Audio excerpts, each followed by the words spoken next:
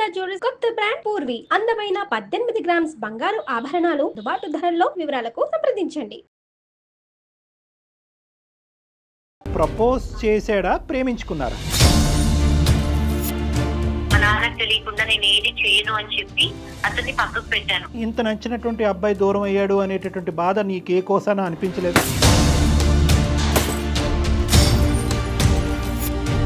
ప్రేమగా నటించాడా, నిజంగా ప్రేమించేవాడా? చెప్పేశాను డాక్టర్ ప్రతిదీ.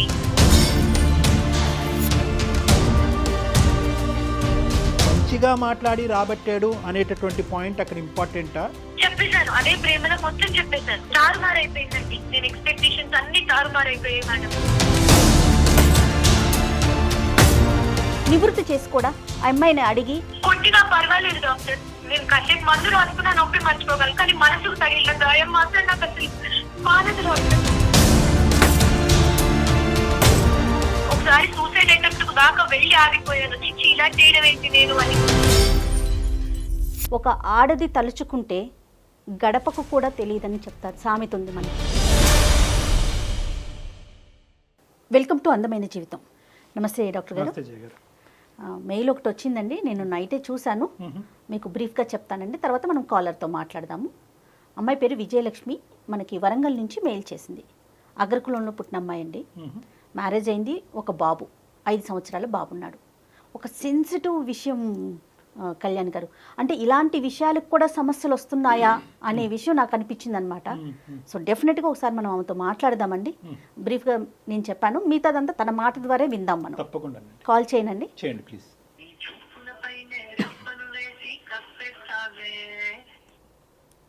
హలో, విజయలక్ష్మి అండి? అవునండి. నేను సుమన్ టీవీ అందమైన జీవితం ప్రోగ్రామ్ నుంచి కాల్ చేస్తున్నానండి. నాతో పాటు డాక్టర్ గారు కూడా ఉన్నారు, మాట్లాడొచ్చా మీతో? మేడం చెప్పండి మేడం. అమ్మా నమస్తే. విజయ కదమ్మా? విజయలక్ష్మి.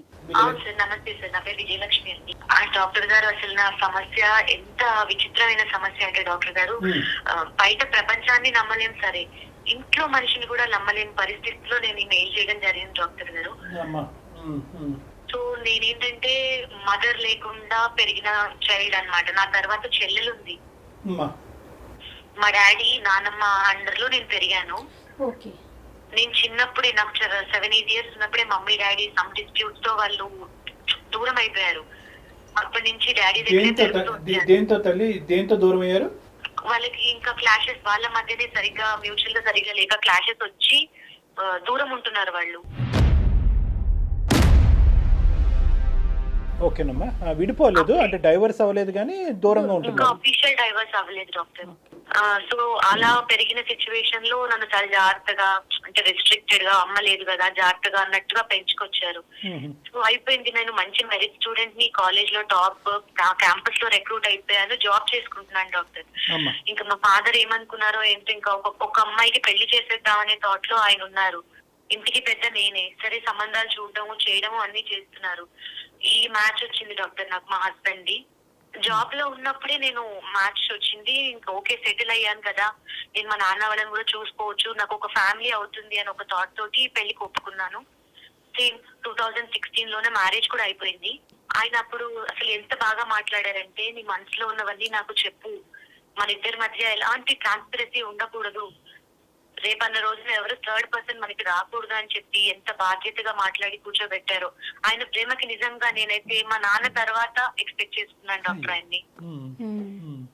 అలాంటి సిచ్యువేషన్ లో నా బాధలని చెప్పమని అడిగేసరికి, ఇన్ని రోజులు తల్లి లేకుండా పెరిగి చెప్పేసుకున్నా అన్ని చక్కగా. చిన్నప్పటి నుంచి నేను ఎలా పెరిగాను ఏంటి, అమ్మ నాన్న చిన్నప్పటి నుంచే నీ చిన్నతనం నుంచే విడిపోయి దూరంగా ఉంటున్నారు, నువ్వు ఒంటరిగా నాన్నతో పాటే పెరిగావు అనేటటువంటి అంశం అయితే కనుక పెళ్లికి ముందే తెలుసు అతనికి. అదంతా తెలుసు. ఏ కారణం చేత అంటే, ఇప్పుడు నాకు ఇంకా కారణం చెప్పలేదు నువ్వు, అమ్మ నాన్న ఏ కారణం చేత దూరం అయ్యారు అన్నది, ఆ కారణం కూడా తెలుసా మీ భర్త గారికి? ఏ కారణం అమ్మా, అంటే నువ్వేం తప్పుగా అనుకోకపోతే ఏ కారణం చేత అమ్మ నాన్న దూరం అయ్యారమ్మా? అంటే మా అమ్మగారు కొంచెం డిఫరెంట్ బిహేవ్ చేయడము, అంటే వర్కింగ్ ఉమెన్ ఆవిడ ఇష్టం ఉన్నట్టుగా చేసేయడము, చెప్పింది వినకపోవడము, మా ఫాదర్ కి కొంచెం రఫ్ గా బిహేవ్ చేయడం. ఎందుకంటే మగవాళ్ళు కొంచెం లిమిట్ లో ఉంటేనే వాళ్ళు యాక్సెప్ట్ చేస్తారు అనే ఎందుగా ఉంటుంది కదా, అలా ఉండకుండా ఆవిడ ఇష్ట ప్రకారంగా ఉండడం వల్ల మా నాన్నకు కూడా నచ్చలేదు. నువ్వు ఇలా ఉండద్దు అని చెప్పి చూశారు. ఆవిడ నా ఇష్టం, నేను ఇలాగే ఉంటాను అని చెప్పి కొంచెం రఫ్ గా మాట్లాడడం ఇలా చేయడం జరిగింది డాక్టర్. Okay okay okay. దాని వల్లే వాళ్ళు దూరంగా ఉన్నారు. ఇప్పటికే ఆవిడ బిహేవియర్ లో మార్పు లేదని ఇంకా అలా కంటిన్యూటీ అలాగే ఉంది డాక్టర్ గారు. మ్యారేజ్ కి ముందు మ్యారేజ్ అయినాక మొత్తం మీకు సంబంధించిన ప్రతి విషయం కూడా ఆయనతో షేర్ చేసుకున్నారు అంతేనా విజయలక్ష్మి? చెప్పాను డాక్టర్, చెప్పాను మేడం. ఎలా అంటే కాలేజ్ తర్వాత ఇవన్నీ చెప్పాక కాలేజ్ డేస్ లో కూడా నీకేమన్నా లైఫ్ ఎలా ఉండేది, నువ్వు స్టూడెంట్ మెరిట్ స్టూడెంట్ కానీ ఏమన్నా ప్రపోజల్స్ కానీ నీకు నచ్చిన వాళ్ళు కానీ ఇలా ఎవరైనా ఉన్నారా అని ఈ వేలో అడగడం స్టార్ట్ చేశారు డాక్టర్. ఓకే. నేను దానికి కూడా చెప్పాను. అంటే నాకు ఒక అతను వచ్చి ప్రపోజ్ చేశాడండి, అతనికి నేనంటే ఇష్టమని చెప్పాడు, పెళ్లి చేసుకుంటానని చెప్పాడు. కానీ నేను మా నాన్నని మాట్లాడాలి, మా నాన్న ఓకే అంటే నాకు పర్వాలేదు, మా నాన్నకు తెలియకుండా నేను ఏది చేయను అని చెప్పి అతన్ని పక్కకు పెట్టాను. అతను వచ్చి మా నాన్నతో మాట్లాడడం జరిగింది. మా నాన్నగారు ఒప్పుకోలేదండి దానికి. ప్రపోజ్ చేశాడా, ప్రేమించుకున్నారా? లేదు డాక్టర్, నాకు వచ్చి ప్రపోజ్ చేశాడు ఆయన. నీ మనసులో అతనికి ఒక స్థానం ఉండేదా ఆ టైంలో? ఉంది డాక్టర్, ఎందుకంటే సేమ్ క్లాస్, అతన్ని చూస్తూ ఉన్నాను, అతను మాట్లాడటము, అతని బిహేవియర్ వేరే వాళ్ళతో ఉండేది. So you loved him. నీకు అతనంటే ప్రేమ ఉండేదండి. ఎక్కడో సాఫ్ట్ కార్నర్ ఉండేది, నాకు ఇష్టపడి ఉంది. అంటే నేను ఇలా చెప్పాను, మా ఫాదర్ ఒప్పుకుంటేనే చేసుకుంటాను. అతను వచ్చి అడగడం జరిగింది మా ఫాదర్ ని. మా ఫాదర్ ఒప్పుకోలేదు, డైరెక్ట్ గా ఒప్పుకోలేదు. రీజన్ ఏమై ఉండొచ్చు విజయలక్ష్మి? Caste madam.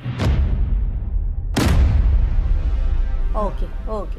ఇక్కడ తేవచ్చు ఏమో ఓపెన్ గా చెప్పేస్తున్నాను, బట్ మాది కొంచెం పెద్దది, వాళ్ళది కొంచెం తక్కువ.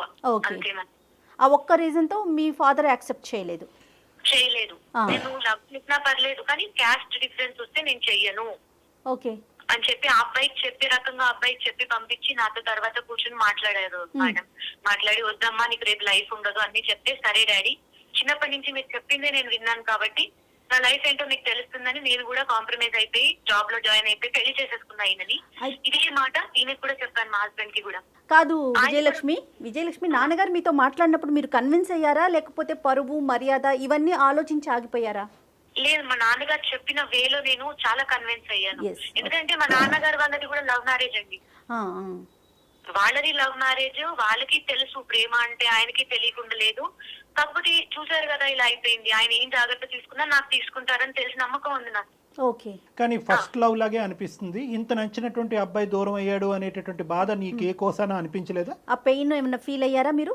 ఆ పెయిన్ చాలా ఫీల్ అయ్యానండి లోపల, చాలా అంటే చాలా. కానీ మా నాన్నగారు నన్ను 25 ఏళ్ళు పెంచిన ప్రేమకి నేను ఒక విలువ ఇవ్వాలి. అంటే తను 2 ఇష్యూస్ ని బేరీజ్ వేసుకుంది డాక్టర్ గారు, 2 వైపులా ఆలోచించుకుంది, చాలా మెచ్యూర్డ్ గా ఆలోచించింది అనుకోవాలేమో. రైట్ విజయలక్ష్మి, నెక్స్ట్ ఏంటండి? మా హస్బెండ్ కి చెప్పానండి, కూర్చోబెట్టి ఇలా జరిగిందండి, మా నాన్నగారు ఒప్పుకోలేదు, సరే మేము కూడా హ్యాపీగా ఎవరికి వాళ్ళు మూవ్ ఆన్ అయిపోయాం లైఫ్ లో అని చెప్తే మా హస్బెండ్ కూడా చాలా పాజిటివ్ గా తీసుకున్నారు. ఇవన్నీ జరుగుతుంటాయి లైఫ్ అన్నాక ఉంటాయి అని చెప్పారు. అసలు నేనైతే చాలా హ్యాపీ అయ్యాను, అమ్మయ్య నా లైఫ్ లో మా హస్బెండ్ కి తెలియని విషయం అంటూ ఏం లేదు, ఇంకా నా లైఫ్ చాలా బాగుంటుంది, ఫాదర్ తర్వాత ప్రేమగా చూసుకునే హస్బెండ్ దొరికాడు అని ఒక హోప్ తో వచ్చేసింది మొత్తం లైఫ్.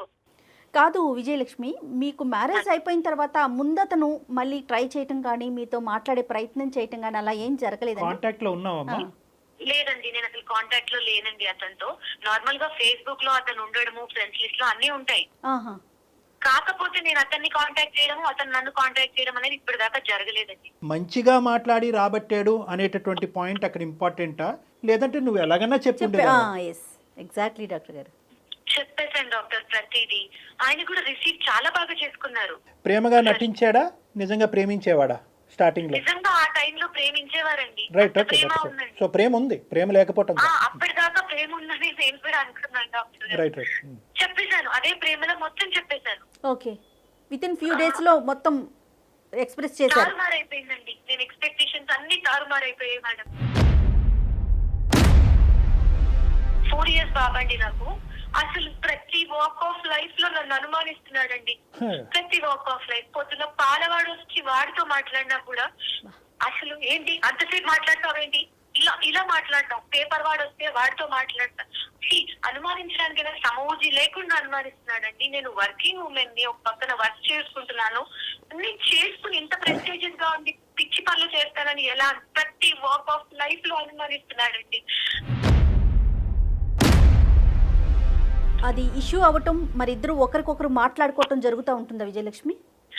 దాని గురించి నేను చాలా సార్లు ఆయన్ని కన్విన్స్ చేసి అలా కాదండి జరిగింది చెప్పాను తప్ప నా లైఫ్ లో అలా ఉండదు, you are my life and complete గా నేను మీకే, అలా నా లైఫ్ లో ఏం లేదని కూడా కన్విన్స్ చేయడానికి చెప్పడానికి కూడా చూసాను మేడం. అంటే ఇప్పుడు జరిగేటటువంటి అంటే ఇప్పుడు ఈ చెప్పడానికే అసహ్యంగా ఉందమ్మా, పాలవాడు, పోస్ట్ మ్యాన్ ఏవేవో అని అంటున్నావు. అంటే ఇప్పుడు జరిగేటటువంటి ఎదురయ్యేటటువంటి మగాళ్ళ గురించి అతను ప్రధానమైనటువంటి అనుమానమా, లేదంటే ఆ గతంలో ఉండేటటువంటి అబ్బాయిని నువ్వు కంప్లీట్ గా మనసులోంచి తీసేసేవా లేదా అనేటటువంటిది అతని ఆలోచన?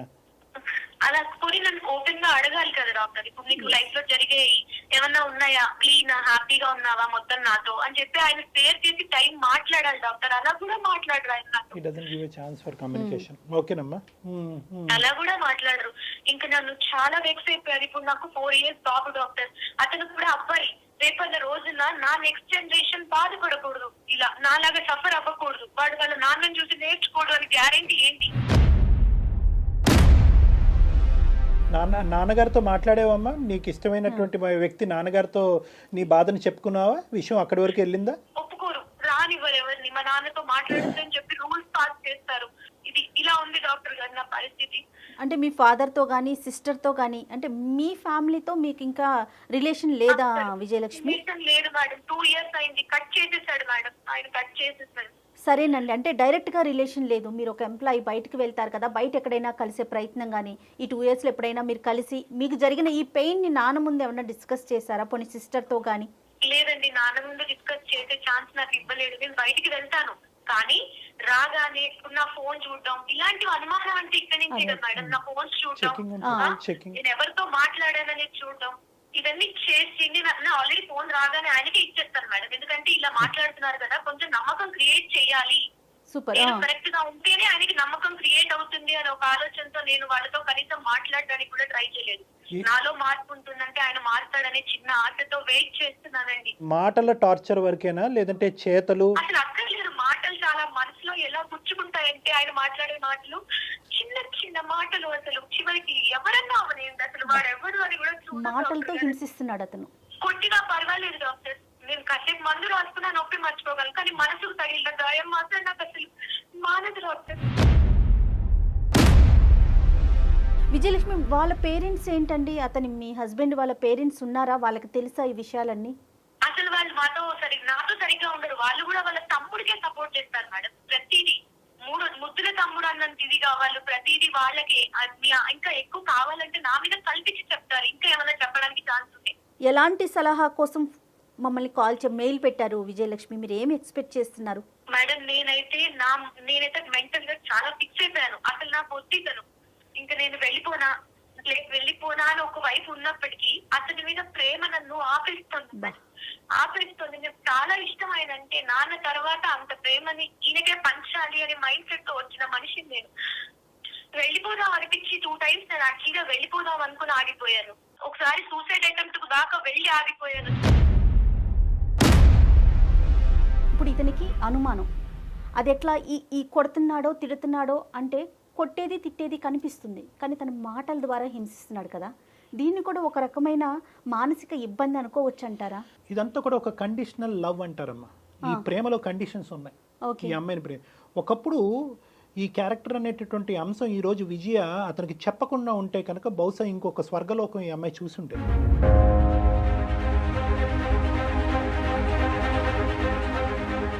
అతను కూడా అటువైపు నుంచి ఒక ఫిక్స్డ్ ఐడియాతో ఈ మ్యారేజ్లోకి వచ్చాడు. ఏంటంటే కనుక నాకు వచ్చేటటువంటి భార్య పెళ్లికి ముందు కానీ పెళ్లి తర్వాత కానీ పూర్తిగా నా మనిషి అయి ఉండాలి, నాకు తప్ప ఎవరికీ సంబంధించినటువంటి వ్యక్తి అయి ఉండకూడదు అనే ఫిక్స్డ్ ఐడియాతో వచ్చాడు. ఈ ఫిక్స్డ్ ఐడియా దగ్గర నుంచే ఈ ఫిక్స్డ్ అనుమానం అన్న స్టార్ట్ అవుతుంది. ఇప్పుడు ఈ అమ్మాయి అంటే అసలు ఆ విషయం చెప్పకపోతే అతని బిహేవియర్ ప్రకారం మంచిగానే ఉండేవాడు అంటారా? కానీ ఇక్కడ ఏంటంటే catch-22 సిచ్యువేషన్ అంటారు దీన్ని. అంటే చాలా డిఫికల్ట్. నీకు ఎదురుగా కూర్చునే 10 రోజుల క్రితం పరిచయమైనటువంటి ఒక వ్యక్తి యొక్క మనస్తత్వం పూర్తిగా తెలియకుండా అతను ప్రేమగా మాట్లాడాడు, మంచిగా మాట్లాడాడు అని చెప్పి నువ్వు కథంతా విప్పి అతనికి చెప్పటం అయిపోయినటువంటి కథ. ఇప్పుడు నా మనసులో లేదు, ఆ ప్రేమ అనేటటువంటిది నేను అక్కడ ఆపేశాను అనేటటువంటి కథను ఇప్పుడు నీ భర్తకి చెప్పటం వల్ల నువ్వు కొత్తగా నీ జీవితంలో హింస అనేటటువంటి అంశానికి ఒక తావునిస్తున్నావా అనేటటువంటి ప్రశ్నని నేను వాళ్ళకి సహజంగా అడుగుతా. సో ఇక్కడ విజయ డైలమా కూడా అంతే.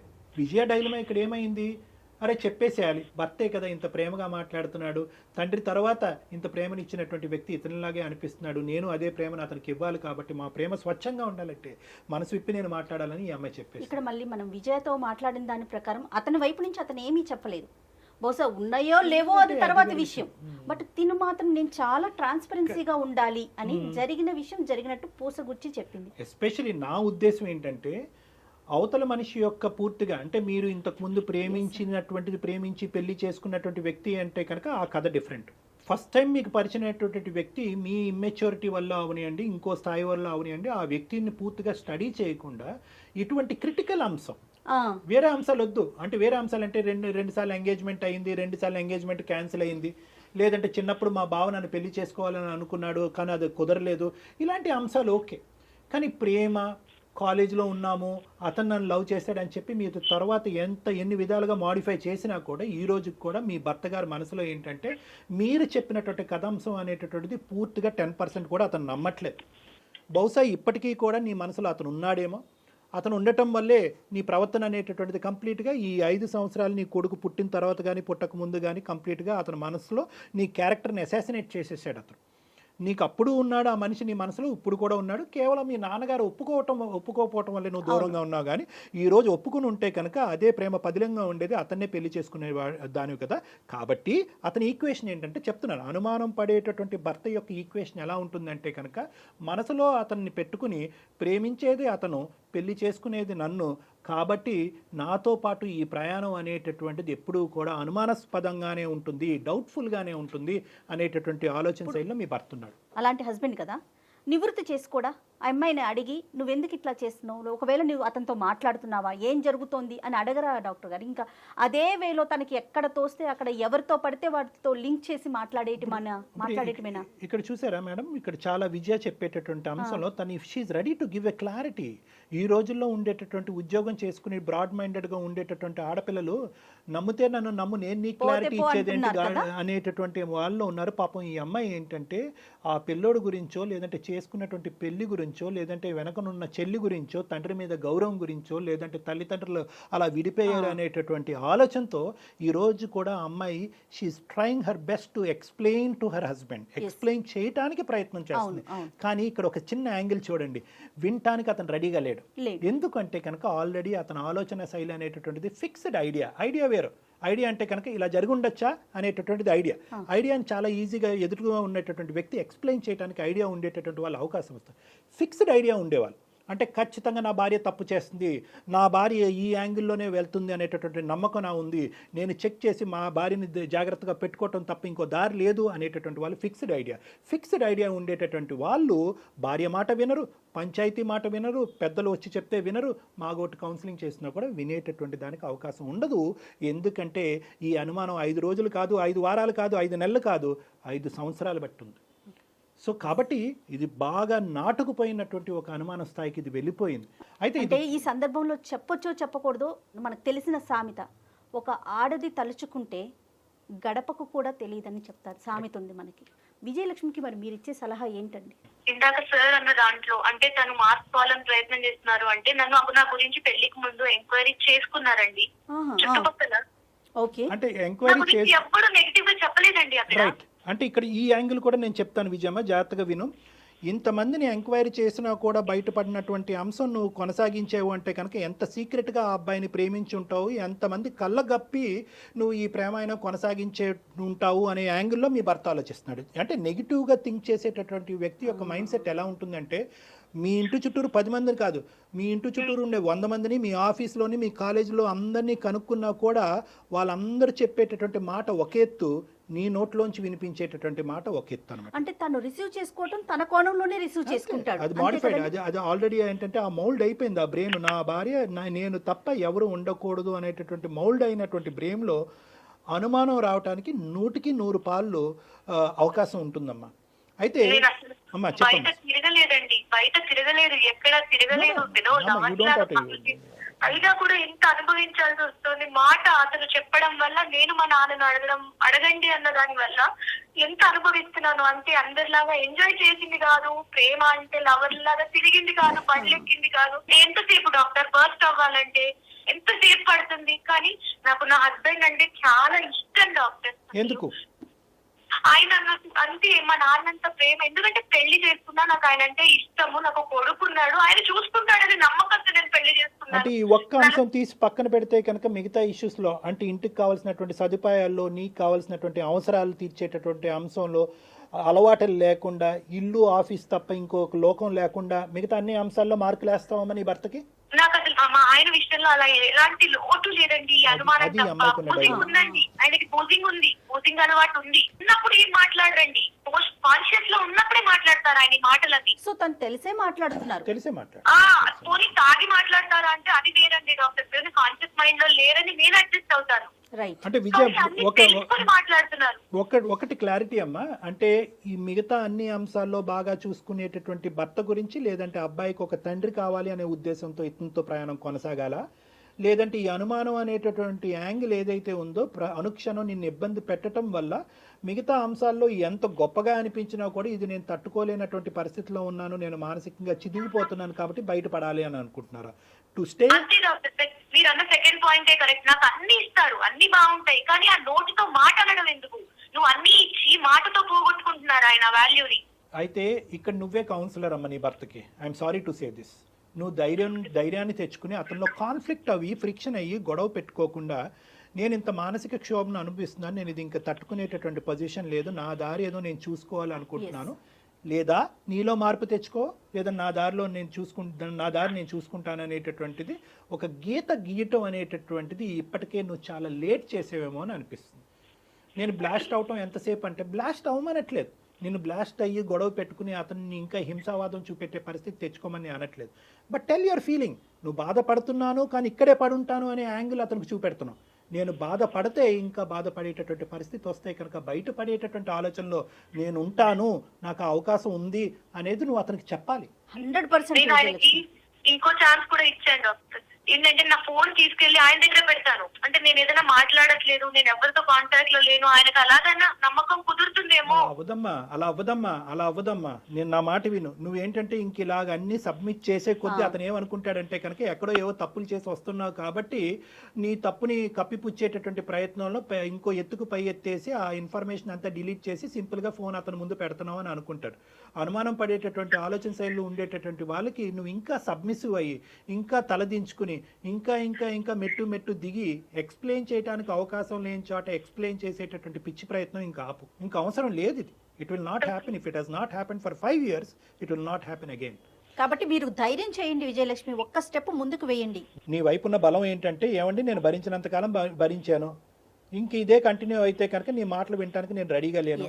మీ ఆలోచన శైలి మలుపు తిప్పుకోండి. మలుపుకు తిప్పుకునే అవకాశం లేకపోతే కనుక పదండి, ఎవరైనా పెద్ద మనిషి దగ్గరికి వెళ్దాం, లేదంటే ఎవరైనా డాక్టర్ దగ్గర కౌన్సిలింగ్కి వెళ్దాం. ఈ 3 కండిషన్స్ మీరు ఒప్పుకోనట్టయితే కనుక I just want to leave this house అని చెప్పి కొంత టైం ఫ్రేమ్ ఇచ్చి take a call on it అమ్మా, take a decision, no problem. Okay sir. ధైర్యంగా ఉండండి Vijayalakshmi. Okay madam, thank you అండి. Thank you so much. Thank you so much. All the best అమ్మా, god bless you, all the best.